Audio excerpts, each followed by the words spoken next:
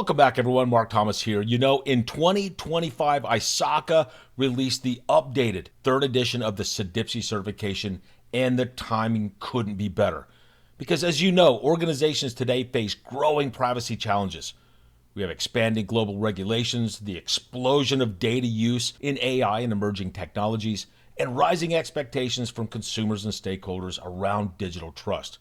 So privacy can no longer be treated as just compliance. It must be engineered directly into business processes, technologies, and our governance models. So let's take a look at what's in this third edition and how you can best prepare for this exam. This certification is worth exploring if you're serious about advancing your career in data protection, risk, and digital trust. First, CDPSE stands for Certified Data Privacy Solutions Engineer. CDPSE is one of ISACA's globally respected credentials, focusing on building and implementing privacy solutions. Organizations worldwide are dealing with evolving regulations, and CDPSE holders are trusted to design solutions that align with global requirements. CDPSE isn't just about compliance, it's about embedding privacy into systems, products, and processes. In other words, privacy by design. It connects technical practices with your governance frameworks. CDPSE adds credibility and career advantage for professionals in IT, risk management, compliance, security, and data governance. This newest edition reflects current trends in AI, data ethics, and cross-border data flows. It emphasizes practical application in today's digital landscape. Now that we've covered what CDPSE is and why it's valuable, let's take a look at what's in this latest edition. There are 4 domains or chapters to the CDPSE content. First, we have privacy governance and operations.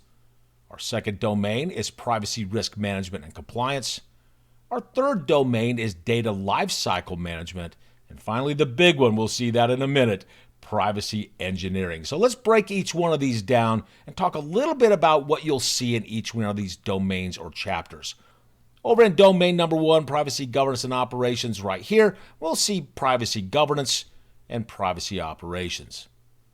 Under privacy risk management and compliance, you'll see risk management and compliance. Under data lifecycle management, we'll see data collection and processing and data persistence and destruction. And finally, privacy engineering, technology stacks, privacy-related security controls, and finally, privacy controls. Each one of these domains also has an overview and a case study. Let's take a look at how the exam's going to come at you. Domain number 1, privacy governance and operations, about 20% of your exam here, around 30 questions.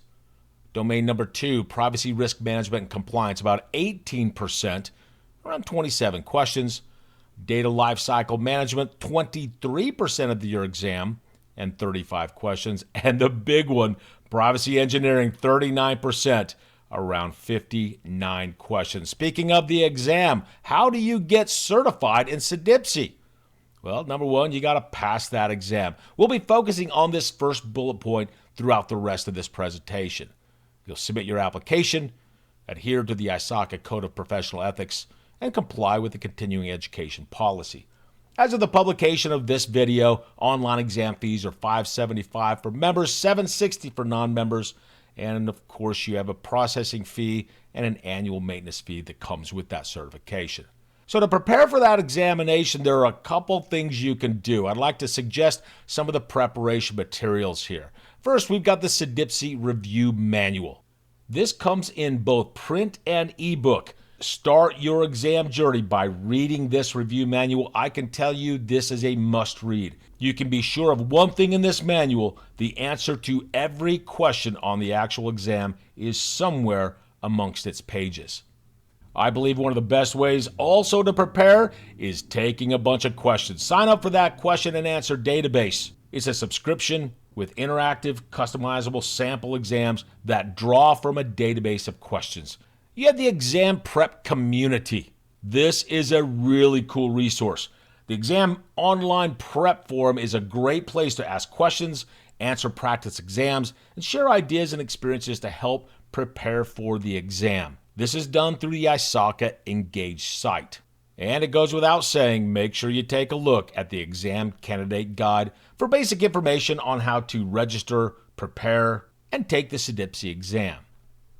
From a training perspective, you have a few choices here, and I have some suggestions. Go to the ISACA site. You can set up in-person training and conferences, have customized on-site corporate training, and of course an online review course for you. So there are a lot of options available through ISACA. You can also look at accredited training. ISACA chapters routinely host exam preparation courses, and they have accredited trainers. Ask your chapter leadership or check out your chapter website to see if there's an upcoming prep course. Or you can find a different accredited training provider who can teach the class for you. It's very important that they are accredited. Where can you find this information? Out on the ISACA site or the APMG site, because the APMG accredited trainers have been assessed to international best practice standards in addition to having passed rigorous product knowledge interviews and training skills assessments. It goes without saying, you need to make sure you put your plan together that meets your specific style of learning. On the exam, you'll have 150 multiple choice questions, one best answer from 4 options, A, B, C, or D. Around 4 hours to take the exam, which allows for a little over a minute and a half per question. For registration, exams can now be taken online remote proctored or at an in-person testing center, so schedule your exam for any available date, time, or location within a 365 eligible day period. For scoring, candidate scores are reported as a scaled score. This is a conversion of your raw score on the exam to a common scale. And ISACA uses and reports scores on a common scale from 200 to 800. To pass, you need a 450 or higher. And I mentioned that candidate information guide on the ISACA website. Go out and take a look at that. It will give you more information, again, about how to register, prepare for, and take the CDPSE exam. All right, let's get into the exam preparation part. Some general exam tips. I'm not going to spend a lot of time on these. They're pretty well known. But next, I'm going to jump into a little bit more detailed for you, and I have 6 top tips with examples to helping you navigate the CDPSE exam and finding the most appropriate answer. Buckle up. We've got 6 examples coming up, and we'll start here with my top tip number 1. Do not rely on your personal experience to answer the questions. Think about CDPSE content. Since it is designed for experienced experts, you are expected to have experience with privacy. While in a real situation, your personal experience plays an important role whenever making a crucial decision. Relying on it too much during the CDPSE exam can lead to failure. I believe one of the most significant steps during your exam preparation is learning how ISACA thinks and how they ask questions and how those questions are worded. Now, reading the review manual can shed some light on this subject, but your reliable option is to use the official Q&A database and try to explain the rationale behind each question. Let's take a look at my example here. A company headquartered in the U.S. transfers customer personal data to a third-party processor in a country without strong privacy protections. Management says contracts alone are sufficient to protect the data. What is the best action to take? Now, this is a very relevant question. It's one of those questions that can really throw you off if your organization sees this differently. Let's take a look.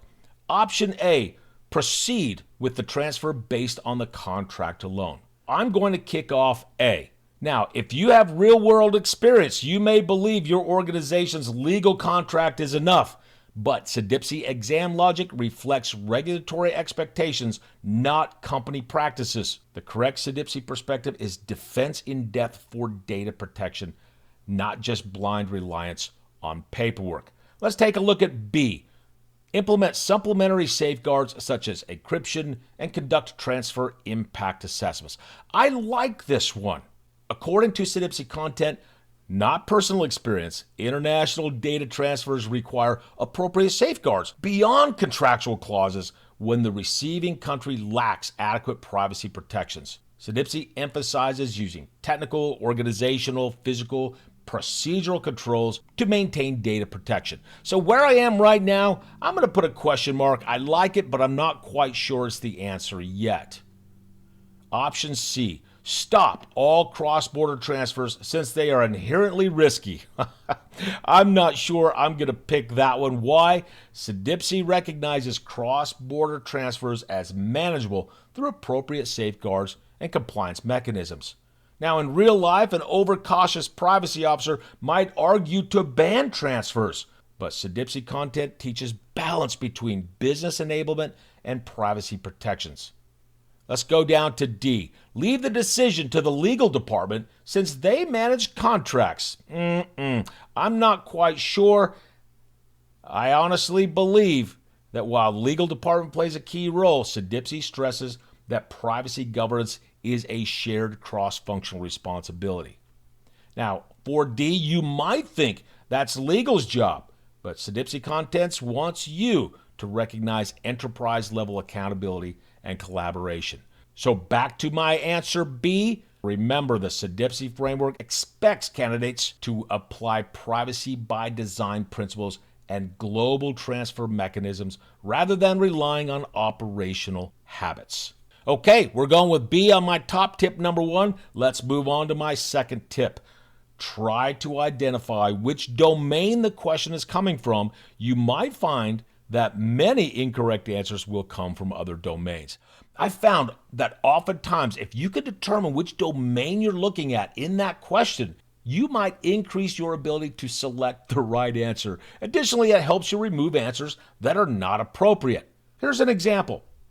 An organization plans to deploy a new customer feedback system that collects comments, ratings, and optional demographic details. The privacy engineer is asked to review the design. What should the privacy engineer recommend first?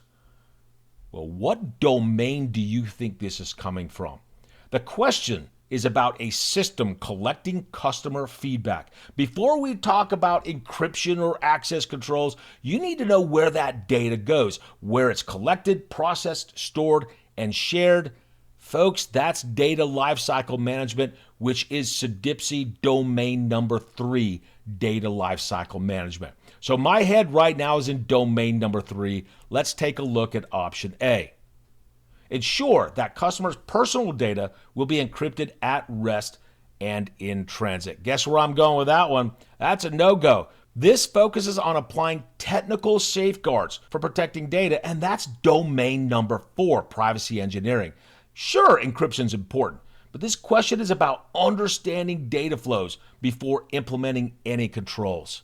Option B, validate that the data collected aligns with the organization's approved privacy policies and risk appetites. I'm giving that one a no can do. This focuses on policy alignment and risk appetite, which fall under governance and compliance, specifically domains 1 and 2.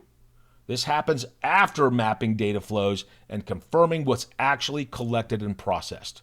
Let's take a look at C. Conduct a data flow analysis to confirm where personal data is collected, processed, stored, and shared. Folks, I kind of like it, but I want to come back and make sure that's the correct answer after I look at D. D says review whether system access controls comply with least privilege principles. Guess what? That is a no way. This addresses access control and technical design, part of implementing safeguards. That is domain number 4, privacy engineering. It's important, but it's a control activity that comes after the lifecycle mapping is done. So on C, this ensures understanding of data movement and lifecycle stages across systems. That is domain 3, data lifecycle management. This is the first step to ensure proper privacy controls can be applied throughout this whole lifecycle. All right, let's move on. Let's move to my tip number 3. If all else fails and you are completely lost in a question, pick the one that creates the most actionable value from your stakeholder's perspective. This rule helps you think like a CDPSE certified privacy engineer rather than just a bystander. The goal is always to enable the organization to act effectively and consistently in protecting data and supporting business outcomes. Let's say I look through all these possible options and one doesn't really stick out as the most appropriate. So I'll use my tip to help think through this. Let's look at the question. A global bank is developing its enterprise-wide privacy framework. Business stakeholders are frustrated because different departments interpret regulatory requirements inconsistently, causing delays in product launches. What is the best approach this bank should consider? Well, like I said, I took a scan through all those and I'm not quite sure, but let's walk through them in a little bit more detail. A says recommend that each business unit continue applying its own interpretation. Now, that one actually is pretty easy for me to cross off. Why? This would perpetuate inconsistency, increasing compliance risk, and further frustrating stakeholders. It offers no actionable improvement and runs counter to CDPSE's emphasis on governance and coordinated privacy management. Get rid of A. B. Advise IT to apply technical controls immediately to reduce exposure. Well, I could probably get rid of that one too. While implementing controls sounds proactive, it addresses symptoms, not the root cause. The problem here is not exposure, it's inconsistent interpretation of privacy obligations. A lost test taker might choose this because it sounds safe, but it delivers limited stakeholder value. Stakeholders need coherence and shared understanding, not isolated technical fixes. Option C, prepare a report to management highlighting the inconsistency issue. Well, sounds like a great idea. I'm not quite sure I can cross it off yet. Let's come back and take a look at that again in a few minutes. Option D, develop a central governance framework with consistent privacy policies. Like before, I like that one too, but I'm really torn between C and D. So let's go back and look at C. Remember, what I'm trying to do is determine which of these creates the most actionable value from my stakeholder's perspective. Well, C, this is really a passive action. Stakeholders really gain nothing tangible until someone implements a solution. CDPSE values empowered privacy engineering and it enables governance through proactive design, not merely just escalation. So because of that, I'm going to go down with D. Develop a central governance framework with consistent privacy policies. This option creates the most actionable value from a stakeholder perspective because it resolves the root cause. Folks, when uncertain, the best CDPSE-aligned choice using this tip is the one that enables clear, coordinated, and sustainable action. So when you're lost in a CDPSE question, ask yourself, which option actually helps stakeholders do something better? That's your North Star in this case. Developing a central governance framework is the only answer that solves the problem instead of simply describing it. On to my next tip. The exam usually wants the holistic end-to-end solution. So eliminate answers that are too narrow or tactical. If an answer only solves part of the problem but ignores the bigger issue, it's likely wrong. Make sure your answer addresses the question. Don't just chase tactical fixes. Choose the holistic end-to-end solution that addresses purpose, consent, and control throughout the entire data lifecycle. Let's take a look at our question here.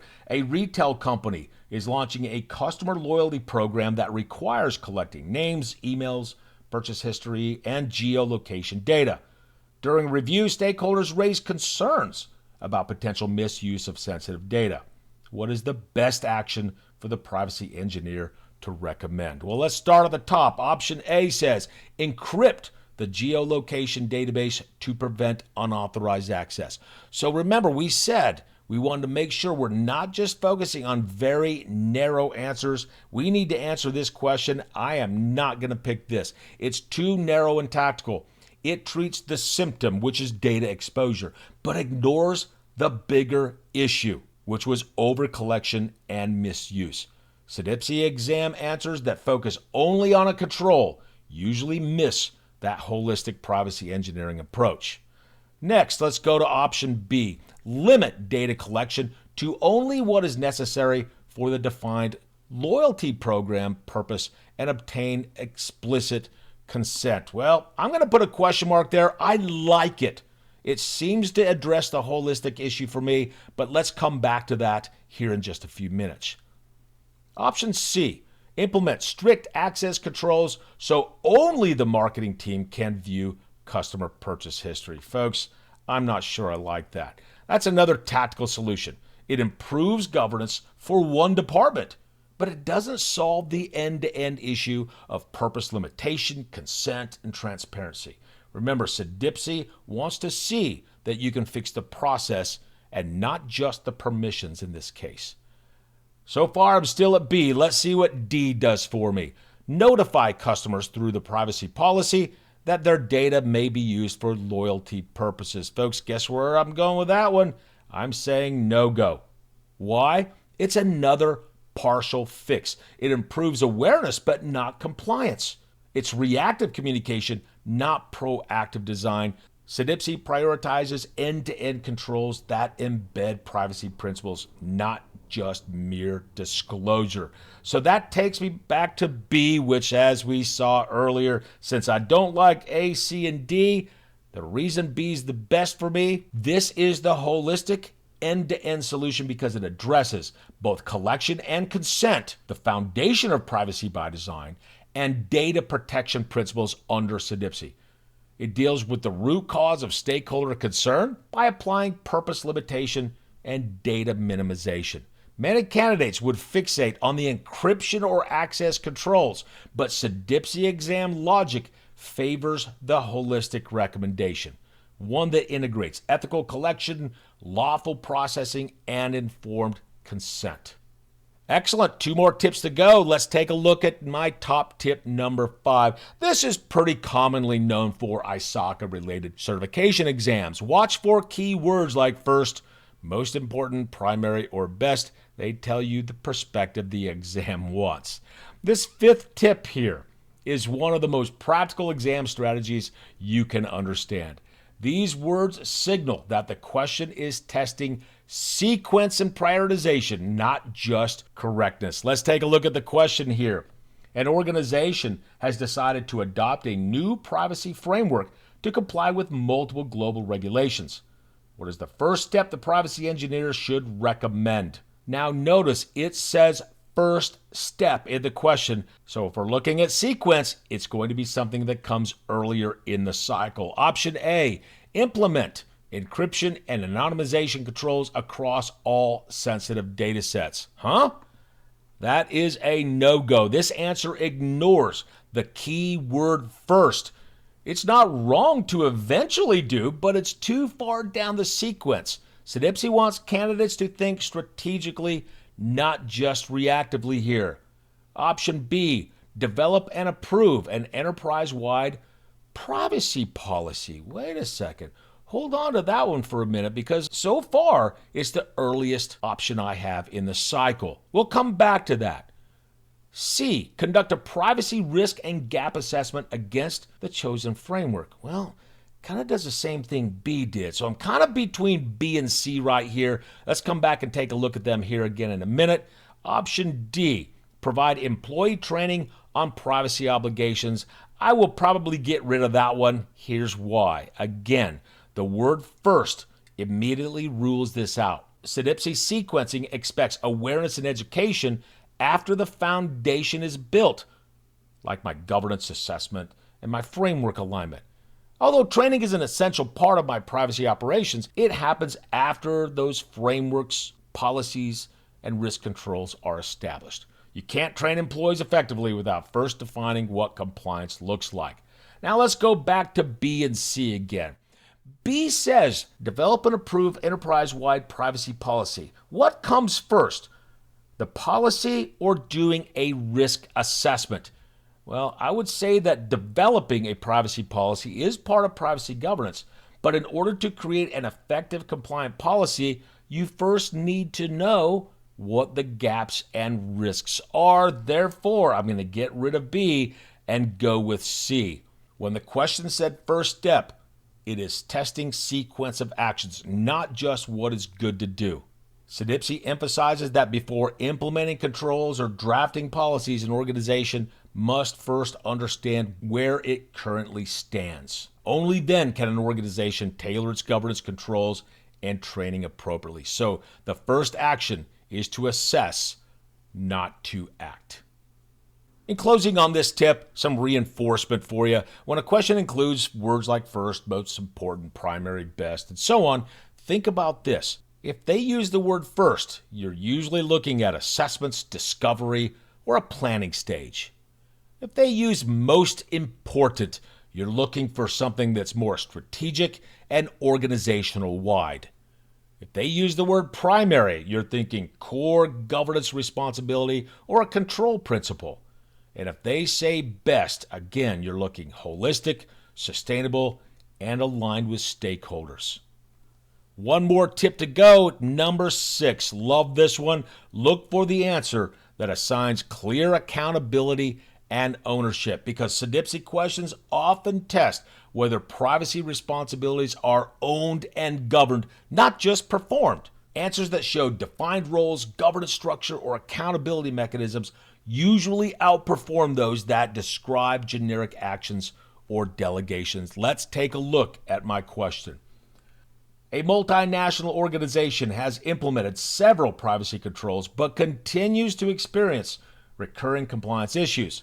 Internal reviews reveal that no single role is responsible for ensuring that privacy requirements are consistently applied across business units. What should the privacy engineer recommend to address this issue? Let's take a look here. Option A, establish a formal privacy governance structure with defined roles and accountability. Well, wait a second. It says the things I want it to say. We have privacy governance structure, defined roles. I haven't seen the other answers yet, so let's hold on to that one for a few minutes. Option B, strengthen audit procedures to identify privacy gaps more frequently. I'm not sure I like that one. It lacks accountability. You can audit endlessly, but without someone responsible for compliance, the same issues will appear because audits are reactive, not necessarily preventive. They detect gaps after the fact. Option C, provide all staff with additional privacy awareness training. Well, that doesn't sound too bad. We saw training and education in one of my previous tips, but I kind of like this here, but I'm not quite sure it addresses accountability. Let's hold on to C for a minute. Option D, implement a centralized privacy management tool to track compliance activities. Well, that is a no-go. It's a classic distractor, a shiny object solution. CDPSE answers that rely solely on automation or tools typically ignore the human governance component, which is central to your framework. Now, technology does support compliance, but it doesn't replace accountability. Let's go back and take a look. We're between A and C. Let's take a look at A again. If I see a question about recurring issues, inconsistent practices, or fragmented responsibility, CDPSE generally will expect an answer that assigns governance ownership, not just an operational fix. I believe this is what A is doing for me. I think A is the best and most appropriate CDPSE aligned answer because it addresses the underlying root cause, lack of ownership.